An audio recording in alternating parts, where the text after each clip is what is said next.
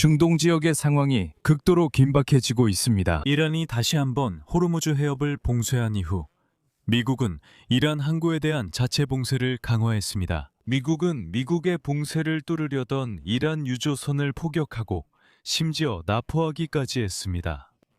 미국 대통령 도널드 트럼프는 오만만에서 미국 해군의 봉쇄를 우회하려던 이란 국적 화물선을 미군이 납포했다고 즉시 자랑했습니다.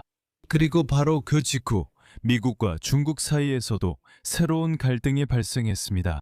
중국은 이란을 지지하며 미국이 해적처럼 행동한다고 밝혔고, 미국은 갑자기 중국 해안 근처에서 대규모 군사훈련을 시작했습니다. 이 모든 일은 우연이 아닙니다. 왜냐하면 이란 국기를 달고 있던 납포된 유조선에 중국 화물이 실려 있었고, 그 유조선은 바로 중국 항구에서 이란으로 향하고 있었기 때문입니다. 그리고 선박에 실린 화물도 평범하지 않았습니다. 유조선은 미사일 제조에 필요한 화학물질을 적재하는 항구에서 출항했습니다. 제 이름은 알렉세이 패치입니다. 이 주제에 대해 이야기해봅시다. 하지만 시작하기 전에 채널 구독과 좋아요, 그리고 이 영상에 여러분의 댓글을 남겨주시고 제 텔레그램 채널 패치 뉴스도 구독해주세요. 링크는 아래에 있습니다. 이 영상 설명란에도 이 유튜브 채널을 지원할 수 있는 링크가 있습니다. 여러분의 후원이나 스폰서십에 항상 감사드립니다. 그럼 이만.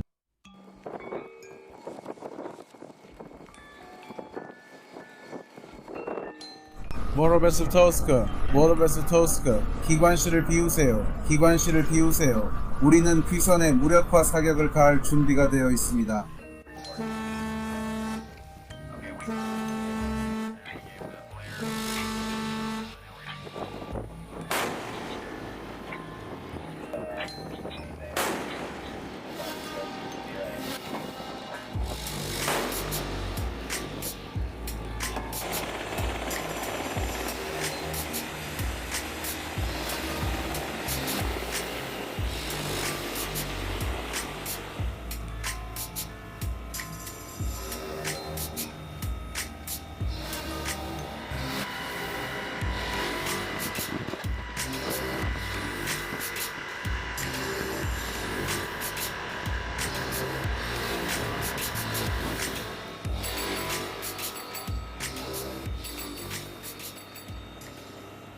자, 미국 대통령 도널드 트럼프는 미국 군대가 오만만에서 미국 해군의 봉쇄를 우회하려던 이란 국적의 화물선을 납포했다고 밝혔습니다. 그리고 미군 중앙사령부는 이 과정이 어떻게 진행됐는지 영상 자료를 공개했습니다.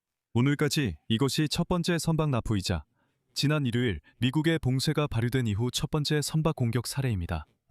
이 봉쇄는 2월 28일 전쟁이 시작된 이후 이란이 아르무드 해협을 사실상 장악한 데 대한 대응 조치였습니다. 도널드 트럼프는 미 해병대가 토스카라는 이름의 선박을 무력화시키고 납포했다고 밝혔습니다.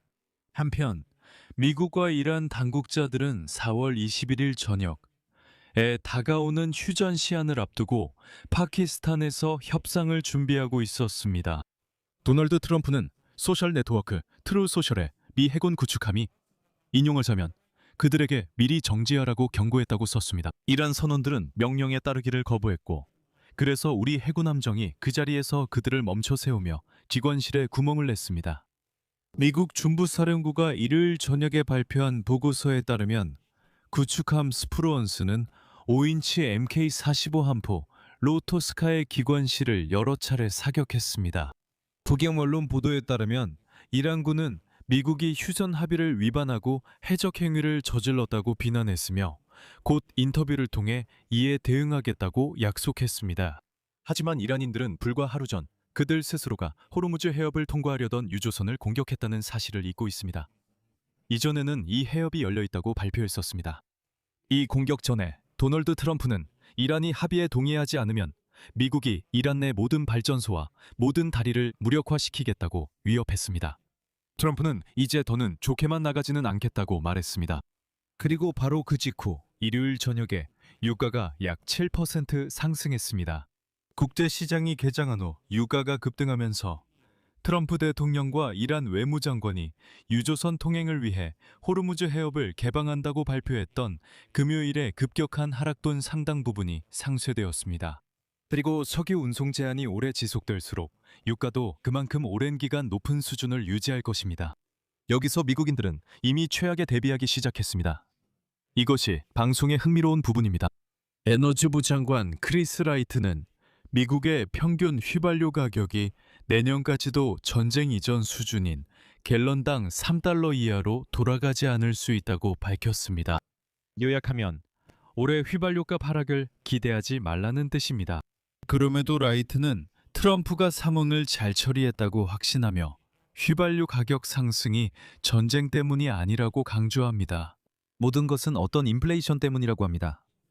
하지만 그는 왜 그런 인플레이션이 발생했는지 설명하지 않습니다.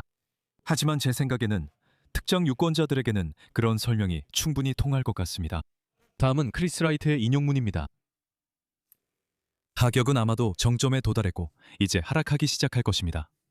분명히 이 갈등이 해결된 후에는 가격이 하락하는 것을 보게 될 겁니다. 뻔한 소리죠. 하지만 3달러 미만의 가격, 또 인플레이션을 감안하면 꽤 큰 금액입니다. 하지만 트럼프 행정부는 이 전례 없는 위기를 성공적으로 극복했습니다. 크리스 라이트는 어떻게 했는지 구체적으로 설명하지 않습니다. 그리고 혹시라도 트럼프가 자신의 전쟁으로 인해 미국 내 석유와 휘발유 가격을 올렸다고 생각할까봐 말이죠. 라이트는 2022년에 러시아가 우크라이나를 상대로 전쟁을 시작한 것을 떠올렸습니다. 그리고 그는 2022년에 조 바이든이 훨씬 더 못했다고 말했습니다. 왜 휘발유 가격 때문에 그렇게 걱정하냐고 했습니다. 지금 상황도 그렇게 나쁘지 않다고 했습니다. 라이트는 미국인들이 불평할 필요가 없다고 말했습니다. 올해의 최고치는 조 바이든이 대통령이었던 2022년의 최고치보다 여전히 약 1달러 낮다고 했습니다. 하지만 다시 지정학 이야기로 돌아가 봅시다. 중국은 오늘 미국이 이란 국적의 화물선을 강제로 억류한 것에 대해 우려를 표명했습니다. 중국 외교부 대변인 구어자쿠는 호르무즈 해협의 상황은 민감하고 복잡하다고 밝혔습니다. 분쟁에 참여하고 있는 당사자들은 추가적인 긴장 고조를 피하고 해협을 통한 정상적인 통행이 회복될 수 있도록 필요한 조건을 마련해야 합니다. 베이징은 분쟁 당사자들에게 휴전과 협상의 흐름을 계속 유지할 것을 촉구하고 있습니다. 이제 평화를 위한 기회가 열린 만큼 전쟁을 하루빨리 끝낼 수 있도록 유리한 조건을 마련해야 합니다. 하지만 중국 측이 이번 사건에 불만을 가진 데에는 이유가 있습니다. 바로 그 이란 선박의 억류가 대표적인 예입니다. 알고 보니 그 선박은 투스코호였다. 최대 5,000개의 컨테이너를 운반할 수 있는 그 선박은 화학물질이 보관된 중국 항구에서 돌아오고 있었습니다. 가오란 항구는 중국 남동부 해안의 주하이시에 위치해 있습니다. 이곳은 특히 과염소산나트륨과 같은 화학물질을 선적하는 것으로 잘 알려진 항구입니다. 그리고 과염소산나트륨은 이란이 미사일 프로그램에 필요한 고체 로켓 연료의 핵심 전구체입니다. 동시에 이 선박에 정확히 어떤 물질이 실려 있었는지는 아직 확실하지 않으며 이 부분에 대해서는 미국 측의 발표를 기다리고 있습니다. 하지만 분명한 것은 이 항구에서는 화학물질 외에는 사실상 아무것도 운송되지 않는다는 점입니다. 이와 동시에 미국은 필리핀과 함께 최대 규모의 방위 훈련을 시작했으며 이는 중동 전쟁이 벌어지는 가운데 인도태평양 지역에서 중국에 대응하기 위한 워싱턴의 군사적 존재의 중요성을 강조하는 것입니다. 발리카탄 훈련에는 또한 역대 최대 규모의 군인들이 참여할 예정이며 참가국들은 해상 군사 훈련과 실사격 훈련에 1만 7천 명이 넘는 군인들을 파견할 것입니다. 참가국으로는 미국을 비롯해 일본, 캐나다, 호주, 뉴질랜드, 프랑스, 그리고 물론 필리핀이 있습니다. 미국과 필리핀의 연례 군사훈련은 중국이 서쪽에서 훈련을 위해 군함을 파견한 지 하루 만에 시작됐습니다. 서태평양 지역에서 일본은 처음으로 발리카탄 훈련에 참가했습니다. 그리고 이 모든 일은 도널드 트럼프가 5월 중순에 베이징을 방문할 준비가 한창인 가운데 벌어지고 있습니다. 왜 또 방문이냐고요? 왜냐하면 이전 2번의 방문이 연기되거나 취소됐기 때문입니다. 여기서 말을 줄이겠습니다. 여러분의 의견과 생각을 이 영상 아래 댓글로 남겨주시고 채널 구독과 알림 설정 그리고 좋아요도 잊지 마세요. 이 유튜브 채널의 활동을 지원하고 싶으시다면 어떤 형태의 후원이나 유료 멤버십 가입으로도 가능합니다. 방법이 궁금하신가요? 모든 링크와 후원 정보는 이 영상 설명란에 있습니다. 거기에는 알렉세이 패치 채널을 지원하기라고 적혀 있습니다. 편하신 방법을 선택해 주시면 되고 여러분의 모든 지원에 감사드립니다. 오늘은 여기까지입니다. 모두 건강 조심하시고 안녕히 계세요.